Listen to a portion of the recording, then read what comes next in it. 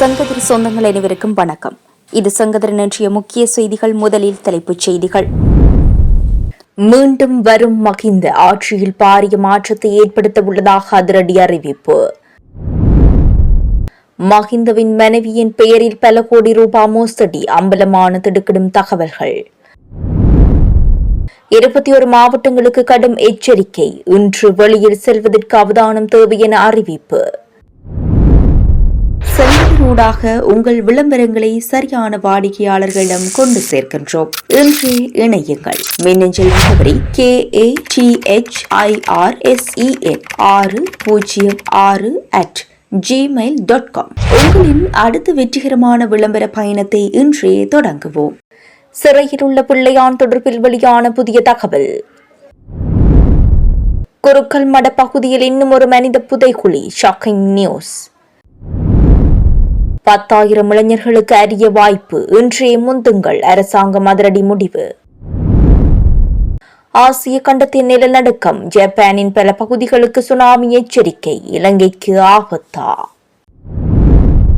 இதுபோன்ற செய்திகளை உடனுக்குடன் தெரிந்து கொள்ள செங்கதிர் சேனலை சப்ஸ்கிரைப் செய்து இணைந்திருங்கள். இனி விரிவான செய்திகள். ஆட்சியை கைப்பற்றுவதற்கான பாரிய திட்டம் வகுக்கப்பட்டுள்ளதாக முன்னாள் ஜனாதிபதி மஹிந்த ராஜபக்ச தெரிவித்துள்ளார். ஸ்ரீலங்கா பொதுஜன பெரமுனவின் புதுவருட கொண்டாட்டத்தின் பின்னர் ஊடகங்களுக்கு கருத்து தெரிவிக்கும் போதே அவர் இதனை குறிப்பிட்டார். வாழ்க்கை செலவு அதிகரிப்பு, பொருட்களின் விலை அதிகரிப்புக்கு மத்தியில் பொதுமக்கள் இம்முறை புது வருடத்தை கொண்டாடவில்லை எனவும் மஹிந்த ராஜபக்ச கூறியுள்ளார். இந்த நிலையில் ஆட்சியில் பாரிய மாற்றத்தை ஏற்படுத்த உள்ளதாகவும் அவர் தெரிவித்துள்ளார்.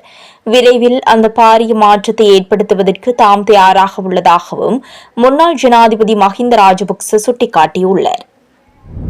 மட்டக்களப்பு குருக்கல் மடம் பகுதியில் மனித புதைகுழி உள்ளதாக சந்தேகிக்கப்படும் மற்றொரு இடத்தையும் ஸ்கேன் சோதனை செய்வதற்கு நீதிமன்றம் அனுமதி வழங்கியுள்ளது. அதன்படி எதிர்வரும் மே மாதம் 14, 15, 16 மற்றும் 17ஆம் திகதிகளில் குறித்த ஸ்கேன் சோதனையை மேற்கொள்ளுமாறு நீதிமன்றம் கட்டளை பிறப்பித்துள்ளது. களுவாஞ்சிக்குடி நீதவான் நீதிமன்றத்தில் குறித்த வழக்கு நேற்று எடுத்துக்கொண்ட போதே இந்த உத்தரவு பிறப்பிக்கப்பட்டதாக பாதிக்கப்பட்டோர் சார்பில் மன்றில் முன்னிலையாகிய சட்டத்தரணி முபாரக் மு அஸ்ஸம் தெரிவித்தார். 1990ஆம் ஆண்டு புனித ஹஜ் யாத்திரை முடித்த பின்னர் கல்முனை வழியாக காத்தான்குடிக்கு பயணம் செய்த முஸ்லிம்கள் ஆயுததாரிகளால் இடைமறிக்கப்பட்டு மட்டக்களப்பு குருக்கல் மடத்தில் வைத்து படுகொலை செய்யப்பட்டு அப்பகுதியில் புதைக்கப்பட்டதாக கூறப்படும் சம்பவம் தொடர்பில் இந்த வழக்கு தாக்கல் செய்யப்பட்டுள்ளது. சிறைச்சாலைகள் மருத்துவமனையில் சிகிச்சை பெற்று வந்த பிள்ளையான் என்று அழைக்கப்படும் கிழக்கு மாகாண முன்னாள் அமைச்சர் சிவனேசதுரை சந்திரகாந்தன் மீண்டும் சிறைச்சாலைக்கு மாற்றப்பட்டுள்ளார். அதற்கமைய வெலிசர கடற்படை தளத்தில் உள்ள சிறை கூடத்திற்கு அவர் அழைத்து செல்லப்பட்டுள்ளதாக சிறைச்சாலைகள் ஊடக பேச்சாளர் AC கஜநாயக்க தெரிவித்துள்ளார். இந்த நிலையில் கைதி ஒருவருக்கு வழங்க வேண்டிய அனைத்து வசதிகளும் பிள்ளையானுக்கும் வழங்கப்பட்டுள்ளதாக அவர் குறிப்பிட்டார். எந்தவித அடிப்படை வசதிகளும் பிள்ளையானுக்கு வழங்கவில்லை என அவரின் கட்சி ஆதரவாளர்களால் முன்வைக்கப்பட்ட குற்றச்சாட்டு தொடர்பில் சிறைச்சாலைகள் பேச்சாளர் இந்த விடயத்தை கூறினார். எவ்வாறாயினும் ஏதேனும் விசேட தேவைகள் ஏற்படும் பட்சத்தில் அதனை உரிய முறையில் சிறைச்சாலைகள் அத்தியட்சருக்கு அறிவிக்க வேண்டும் எனவும் அவர் தெரிவித்தார். கிடைக்கும் கோரிக்கைகளை சட்ட ரீதியாக அணுகி இயலுமான விடயங்கள் செய்து கொடுக்கப்படும் எனவும் சிறைச்சாலைகள் ஊடக பேச்சாளர் சுட்டிக்காட்டியுள்ளார். முன்னதாக கிழக்கு பல்கலைக்கழகத்தின் முன்னாள் உபவேந்தர் ரவீந்திரநாத் சுப்பிரமணியம் கடத்தப்பட்டு கொலை செய்யப்பட்டமை தொடர்பில் பிள்ளையான் கைது செய்யப்பட்டு தடுப்பு காவலில் விசாரணைக்கு உட்படுத்தப்பட்டார். அதனைத் தொடர்ந்து நீதிமன்ற உத்தரவுக்கு அமைய தற்போது விளக்கமறியலில் வைக்கப்பட்டுள்ளமை குறிப்பிடத்தக்கது. மஹிந்த ராஜபக்ச எதிர்க்கட்சித் தலைவராக இருந்த காலத்தில் அவருக்கு கொழும்பில் தற்காலிகமாக தங்குவதற்காக வழங்கிய வீட்டை அவர் பலாத்காரமாக கைப்பற்றி மேரி லூக்ஸ் விக்ரமசிங்க என்ற பெண்ணின் பெயரில் பதிவு செய்துள்ளார். இவ்விடயம் தொடர்பில் சிரேஷ்ட ஊடகவியலாளர் ஸ்ரீலால் பிரியந்த தனக்கு ரகசியமாக கிடைத்த ஆவணங்களை மேற்கோள் காட்டி இணையதளம் ஒன்றுக்கு வழங்கிய செவ்வியில் தெரிவித்துள்ளார். அந்த செவ்வியில் அவர் தெரிவித்த பல முக்கிய கருத்துக்கள்: 2002ஆம் ஆண்டு ரணில் விக்ரமசிங்க அரசாங்கத்தில் எதிர்க்கட்சித் தலைவராக மஹிந்த ராஜபக்ச தேர்ந்தெடுக்கப்பட்டார். அப்போது அவருக்கு கொழும்பில் வசிப்பதற்கு வீடொன்று இல்லாததால் பிரதமராக இருந்த ரணிலிடம் இது தொடர்பில் தெரிவித்துள்ளார். ஆனால் அச்சந்தர்ப்பத்தில் அரச பங்களாக்கள் இல்லாததால் ரணிலுக்கு நெருக்கமான கோடீஸ்வர வர்த்தகரான பிரபாத் ரவீந்திர நாணயக்காரவிடம் இது தொடர்பில் தெரிவித்து, உங்களிடம் ஒரு வீடு இருந்தால் மஹிந்தவிற்கு தற்காலிகமாக தங்குவதற்கு தருமாறு கேட்டுள்ளார். பிரபாத் ரவீந்திர நாணயக்கார சீனாவின் சிஎம்சி நிறுவனத்தின் இலங்கையின் பிரதிநிதியாவர். அப்போது தனக்கு சொந்தமான கொழும்பு 5 உள்ள வீட்டை வழங்கியுள்ளார். மஹிந்த ராஜபக்ச தனது மனைவி சிரந்தி ராஜபக்சவுடன் நீண்ட காலமாக இருந்துள்ளார். 2005ஆம் ஆண்டு மஹிந்த ஜனாதிபதியான பின்னர் இவர் குறித்த வீட்டை கையளிக்குமாறு கேட்டுள்ளார். ஆனால் பல காரணங்களை சுட்டிக்காட்டி தட்டிக்கழித்து வந்துள்ளார். பின்னர் 2010ஆம் ஆண்டு மஹிந்த ஜனாதிபதியாக தேர்ந்தெடுக்கப்பட்டார். அப்போது குறித்த வீட்டு சொந்தக்காரருக்கு தனது அரசியல் பலத்தில் அதிகாரம் செய்துள்ளார். அப்போது அந்த வீட்டை அவர் ஏதோ ஒரு விதத்தில் கைப்பற்றி விடுவாரோ என்ற பயத்தில் 8 ராணுவ வீரர்களை 24 மணி நேர பாதுகாப்பு போட்டிருந்தார் மஹிந்த. இந்த பாதுகாப்பு அனுரகுமார் திசாநாயக்க ஜனாதிபதியாக பதவியேற்கும் வரை வழங்கப்பட்டுள்ளது. வீட்டிற்கு ராணுவ பாதுகாப்பு 2013 ஏப்ரல் 5ஆம் தேதி தனது அதிகாரத்தில் தனது மனைவியான சிரந்தி ராஜபக்சவின் பெயருக்கு எழுதியுள்ளார். ஆனால் பதிவு செய்த ஆவணங்களில் மேரி லூக்ஸ் விக்ரமசிங்க என்ற பெயரில் தான் பதிவாகியுள்ளது. மேரி லூக்ஸ் விக்ரமசிங்க என்பது சிரந்தி ராஜபக்சவின் உண்மையான பெயராகும். சிரந்தியின் உண்மையான பெயர் அறியாதவர்கள் இருப்பதால் அது தொடர்பில் பலருக்கு தெரிவதில்லை. 2 மாடிகளை கொண்ட இந்த வீடு கொழும்பு 5 டொரிங்டன் மாவட்டத்தில் 260/12 என்ற விலாசத்தில் அமைந்துள்ளது. குறித்த வீட்டின் முகவரியிலேயே யோஷித்த ராஜபக்சவிற்கு சொந்தமான ஹால்டன் ஸ்போர்ட் என்ற நிறுவனமும் பதிவு செய்யப்பட்டுள்ளது. ஊடாக உங்கள் விளம்பரங்களை சரியான வாடிக்கையாளர்களிடம் கொண்டு சேர்க்கின்றோம்.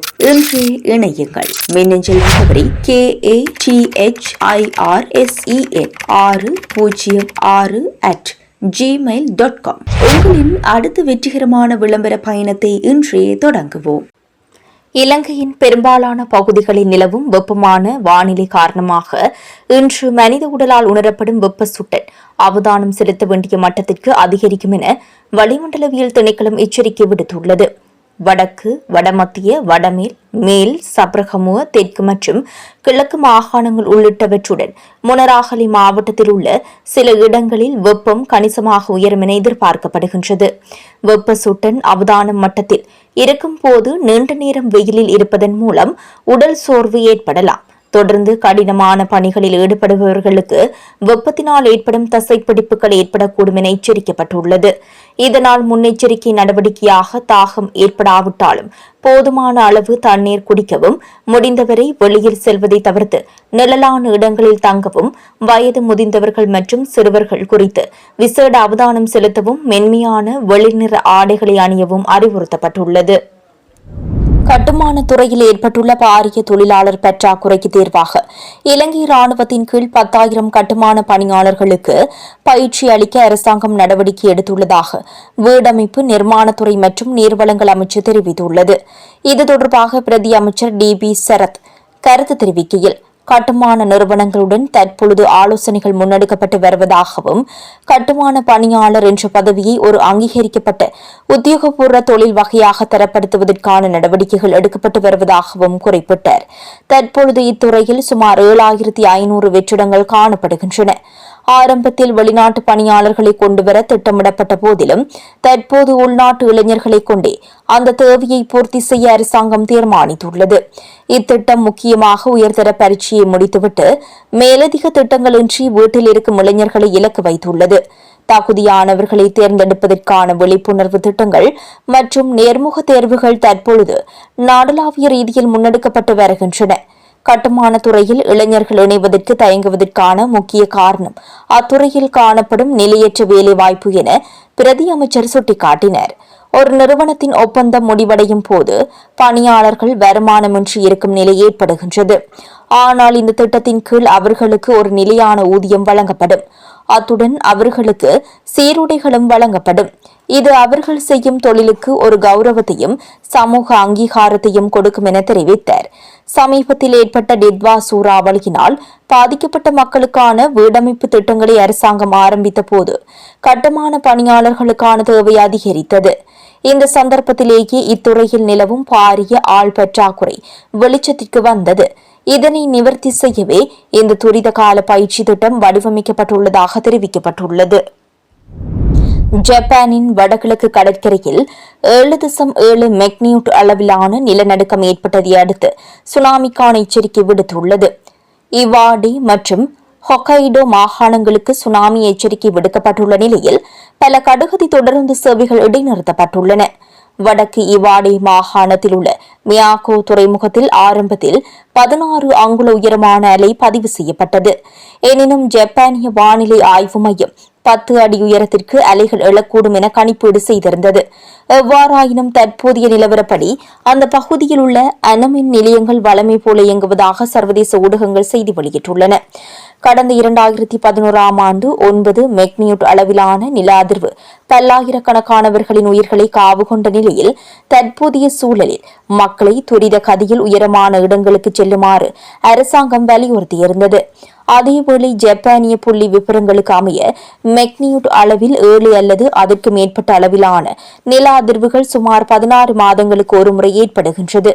ஜப்பானிய வானிலை ஆய்வு மையத்தின் தரவுகளுக்கு அமைய உலகளவில் ஏற்படும் 6 அல்லது அதற்கு மேற்பட்ட மெக்னியூட் அளவிலான நில அதிர்வுகள் 10% அதிகமானவை ஜப்பானிலேயே ஏற்படுகின்றன. நவீன காலத்தின் மிக மோசமான பாதிப்பை ஏற்படுத்திய நிகழ்வு 2011ஆம் ஆண்டில் 9 மெக்னியூட் அளவிலான நில அதிர்வை அடுத்து ஏற்பட்ட ஆழி பேரலையால் 18,000க்கும் மேற்பட்டோரின் உயிர்கள் காவு கொள்ளப்பட்டதுடன் புகுஷிமா மாகாணத்தில் அணு உலையும் பாரிய பாதிப்புக்கு உள்ளானமை குறிப்பிடத்தக்கது. இத்துடன் செங்கதிரின் இன்றைய நாளுக்கான பிரதான செய்திகள் நிறைவு பெறுகின்றன.